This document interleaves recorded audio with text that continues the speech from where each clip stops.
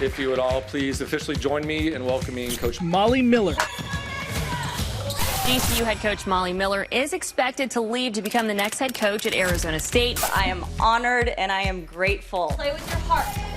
To be your next women's basketball coach at Arizona State. New Arizona State women's basketball coach Molly Miller. To win, you have to hate to lose a little bit more than everyone else. I was 24, 25 as an assistant, and then was given the reins as the head coach at 27 years old. Could you believe it then? I was just very naive in the moment. Like, you know, I didn't really foresee what the future could hold. I became a lot better coach when I became a mom. I don't have to have the loudest voice, like I don't have to have an ego. We are building this thing, and that build, it doesn't have to be slow, it has to be right. And we want to get it right. And so we want to build this thing, I've said it before, on rock and not sand. What do you predict April 2026 with ASU women's basketball? Hey Yetta, you know how much love and respect I have for you? Girl, Ditto. Why do I feel like I'm your best friend? I just met you. You are merging of Oprah and Barbara Walters.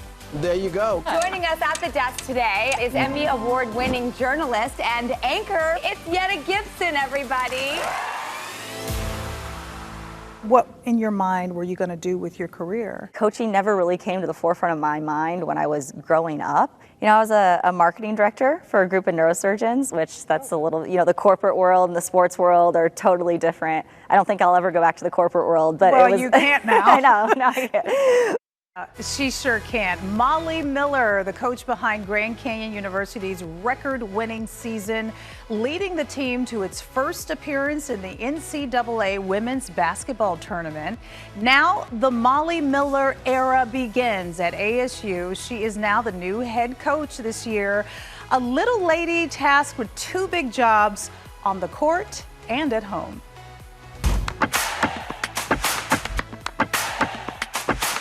Molly, oh my goodness, how you feeling?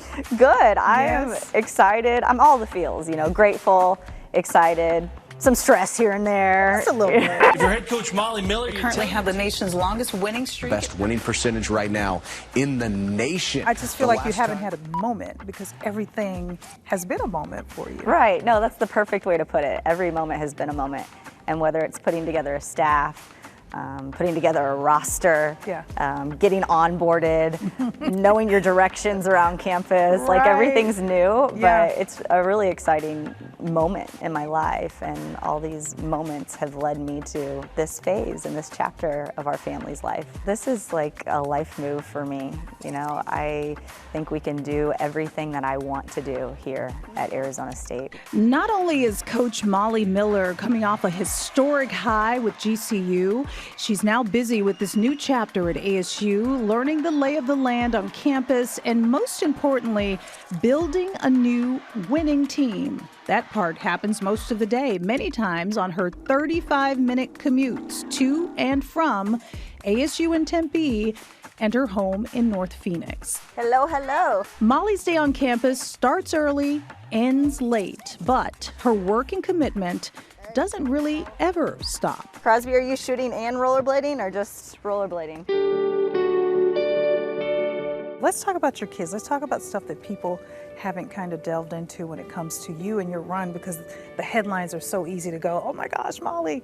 But what about at home? You know, I try to be present as much as I can when I am there. And it's hard because I'm juggling two phones, a work phone, a personal phone. I'm juggling schedules. I'm juggling other people's schedules as staff and then my players. And I think when I get home, I just want to include them. So I can make a recruiting call, but then I can hop with Crosby and Simone and be like, look, I'm talking to a future Sun Devil, say hi. And they can give the little forks up. And so they feel special in those moments. So I think I try to blend the two. You know, I think work balance is a thing, but if you can blend the two, it's going to be special, not only for me, because I can do what I feel like I need to do as a mom and you know, as a head coach for this program, but when I bring them in, they feel something special. Crosby, my daughter, is 8 years old, and then Cy, my son, is 5 years old.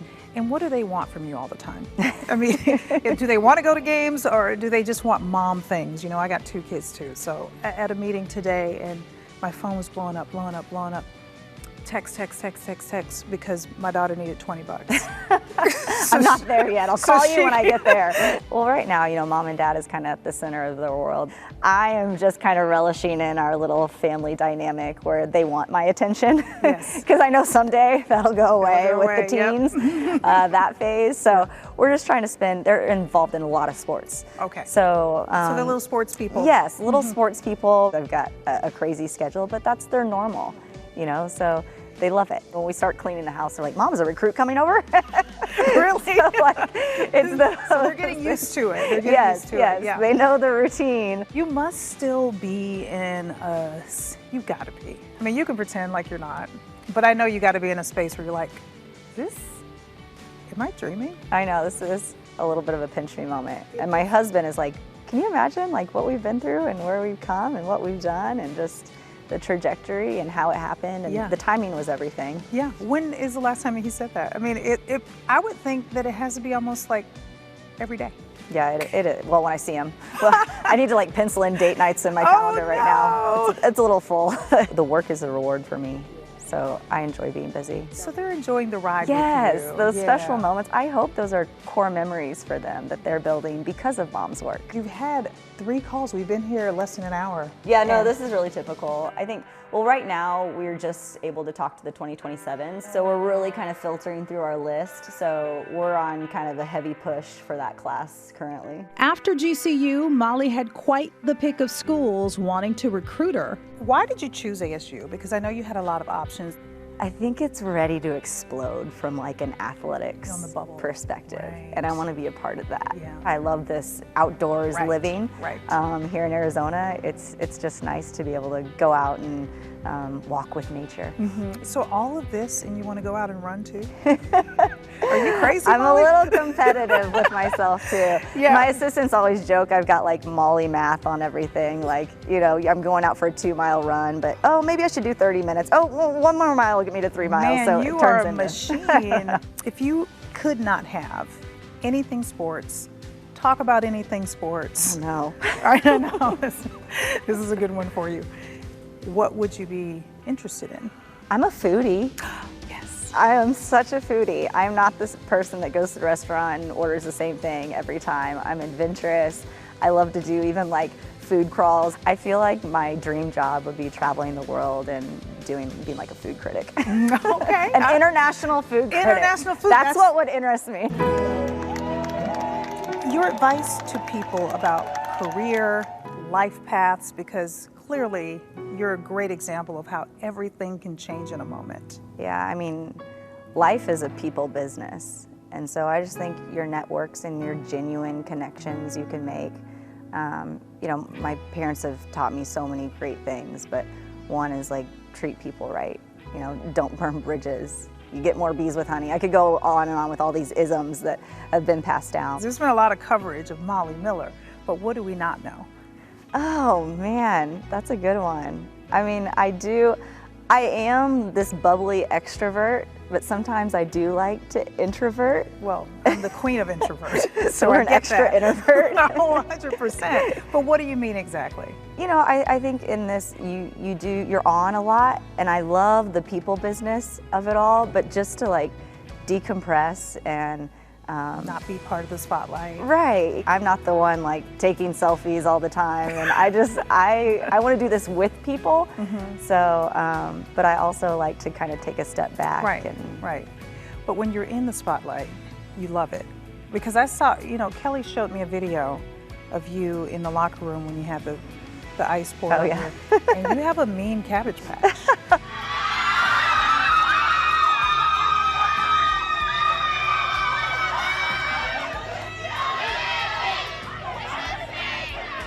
I don't know. I feel like being around 19 to 23-year-olds. Bring something out of yes, you. Yes. They keep me young. That moment was captured. They were egging me on. They all had their phones out, and they were egging me on in that moment. So Final Four is going to be here, women's basketball. So what is your prediction? Because we're going to play this next year. We're going to play this soundbite. What do you predict April 2026 with ASU women's basketball? I think we're going to be in the conversation. And we are building this thing, and that build, it doesn't have to be slow, it has to be right.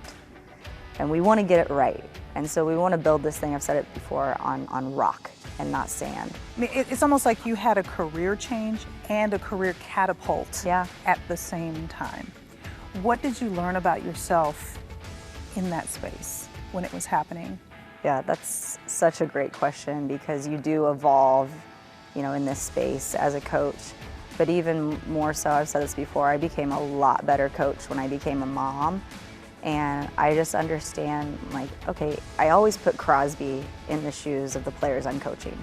How would I want Crosby to be treated in this moment? You know, in my programs, I don't have to have the loudest voice, like I don't have to have an ego. I think in my younger years, I approached it like that, and I don't feel like I have to do that anymore, or that I do that anymore. Yeah, and then kids will give you a totally different perspective on things. So you're looking at them like they're almost your children. Yeah, it's tough love. You know, I don't tough?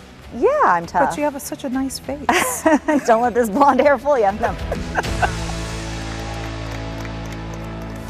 Well, you can catch Molly and the ASU women's team when this season tips off this fall.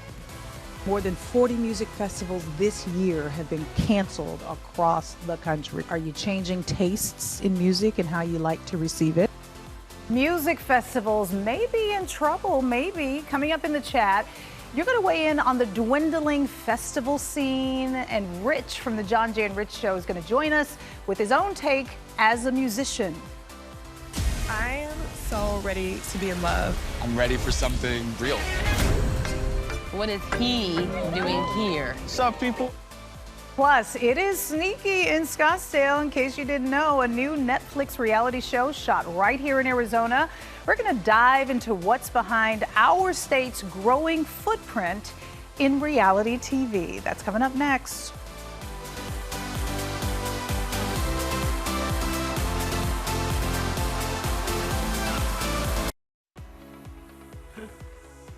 Welcome to this week's In the Chat. In this portion of the show, we go through some hot headlines, and today I have music on the mind, or rather the lack thereof. Check this out.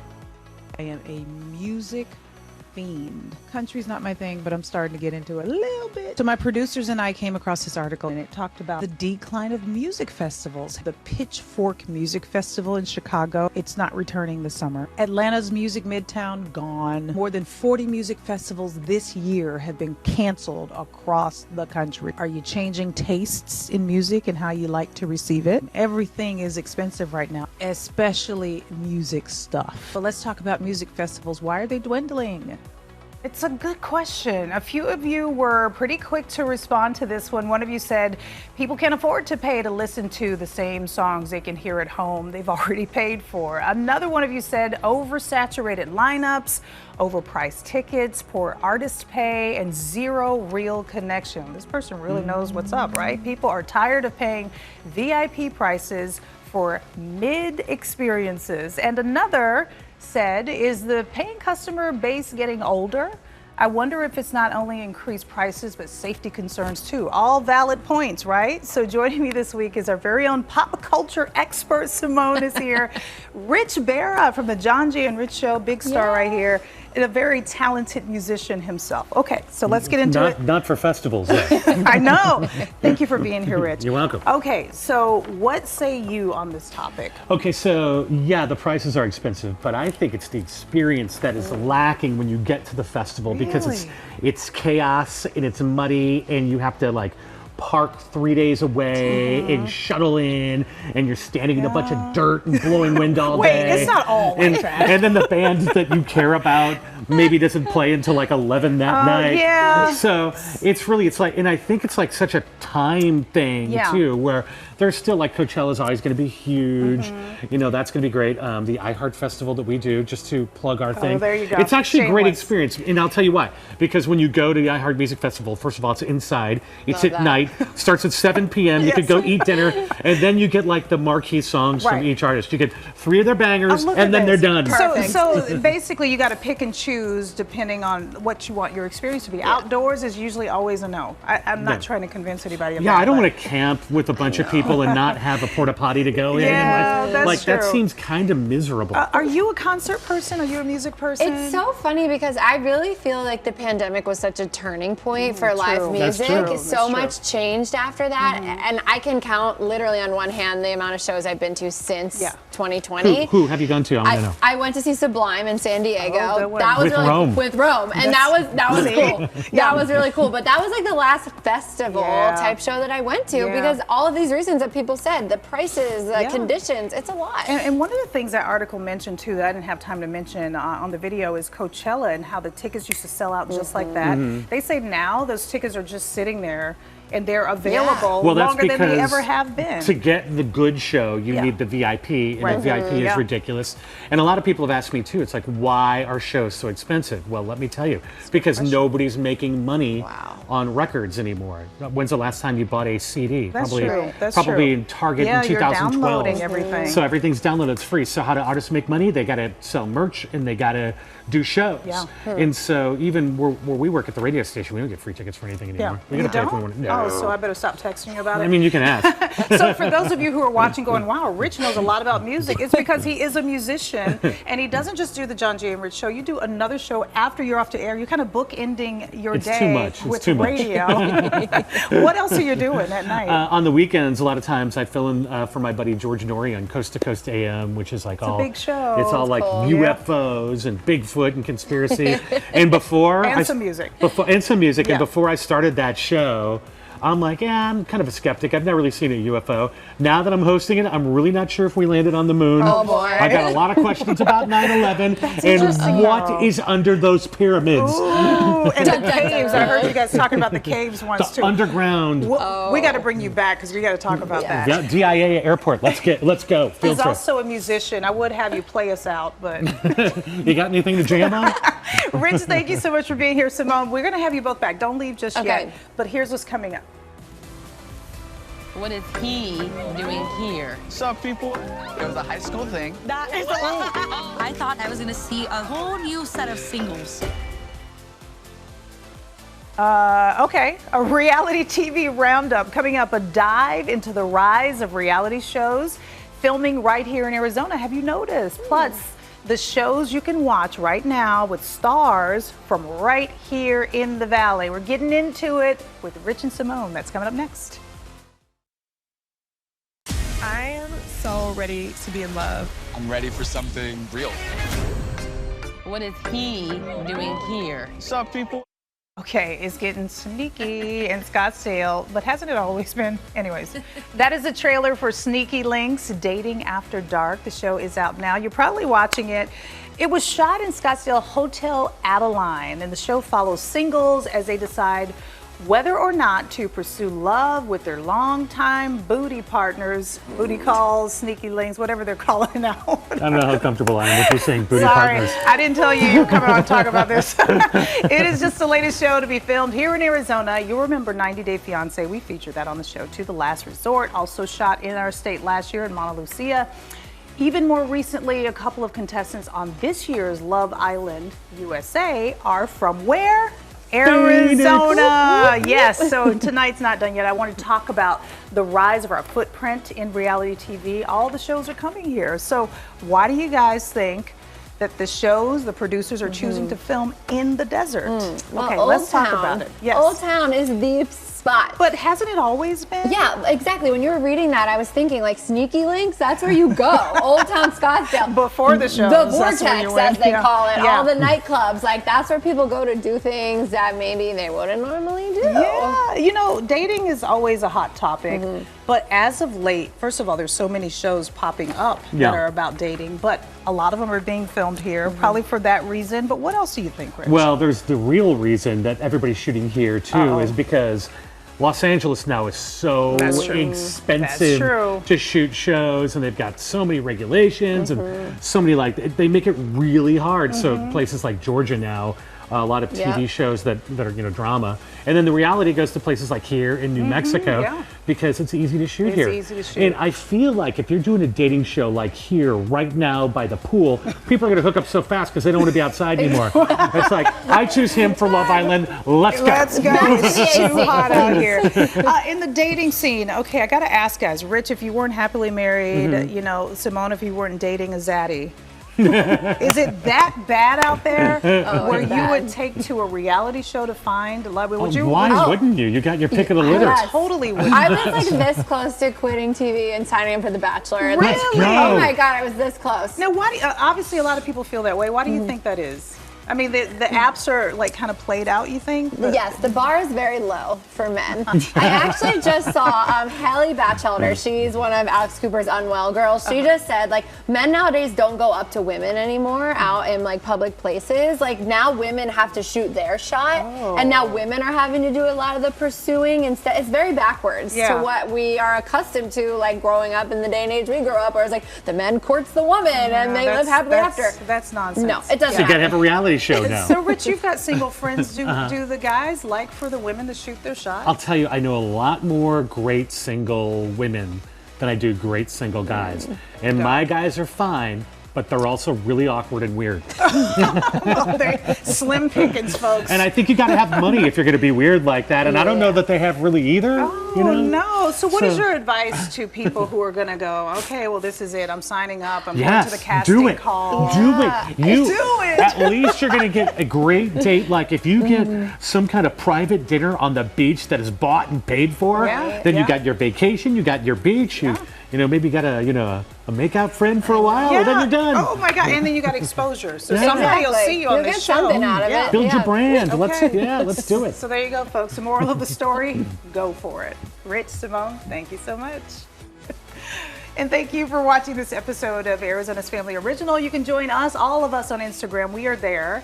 But for the show, we share more behind-the-scenes stuff and the latest in news and entertainment. Our handle is down below. We will see you again real soon.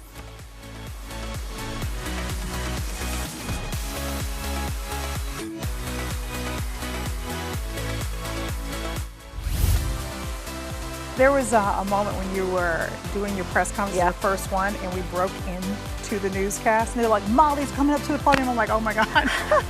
I'm like, there she is, folks. Molly Miller. I need to like pencil in date nights in my calendar right now. It's a little full. Yeah, and this is what it's going to be like for the short term. That's good. That was serious. Right. That was serious business.